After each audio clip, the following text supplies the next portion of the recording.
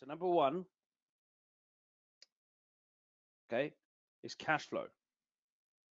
That is the very first thing you need to build up in your property portfolio. Cash flow. Why? Why do you think you need to get cash flow up in your portfolio? So I'm jumping around a little bit here, but it'll make sense. Okay. Why do you think it's important your portfolio cash flows positive? Yeah. Okay. Why do you think that is? Positive cash flow. You can buy property with a negative cash flow. Correct. Yeah. Okay. Exactly right. Okay. To make sure that it covers itself. So if something goes wrong, exactly, it's the whole point.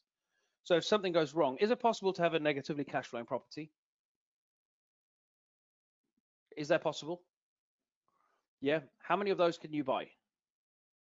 Okay, you need to pay the bills. Exactly right, Hussein.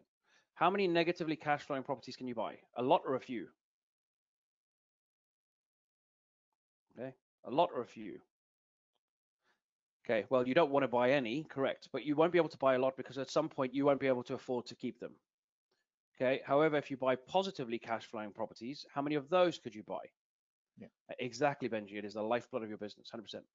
Okay, cash flow positive, you can buy as many as you can get your hands on, exactly. So your first priority when building your portfolio is to get your cash flow up so you're in a position where you are no longer reliant on external money.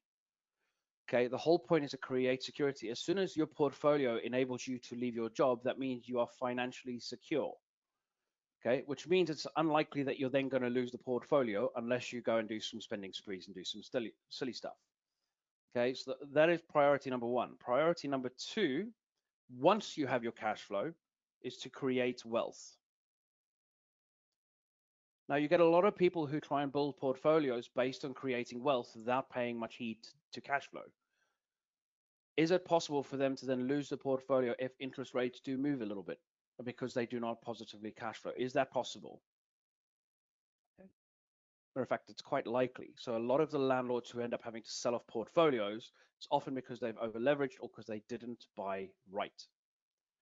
Okay. And the market dips, and then the value of the property goes down. Then correct. Yeah. Okay. So priority number two is wealth, but you have to be financially free before you create your long-term wealth plan. And then number three, once you've built the portfolio, you're financially free, you and your family doing whatever the hell you want, and you're getting older, what are you likely to try and set up with your portfolio? What are you likely to do with it? And the answer is not sell, let me be clear. Okay. You can if you want to. You can if you want to, but I would suggest don't. Okay. I think a few people have said that before. A few people have. Yeah. It's all about legacy. Okay, legacy. Yeah. So this is the whole three things, and you have to do this in sequence. Now, some of you might go, well, my cash flow is already where I need it to be, in which case, great, work on your wealth plan. Okay, but you have to get your cash flow up. Otherwise, you are taking a risk that is not necessary in your portfolio. Yeah. Okay. Yeah, you continue doing exactly what I said. You're not going to stop. I always have people say, what do you do when you're financially free? I'm like, you keep working. The difference is you work on what you love to work on instead of working on what other people want you to work on. Okay, but I love that. Okay, so that's the whole process of investing.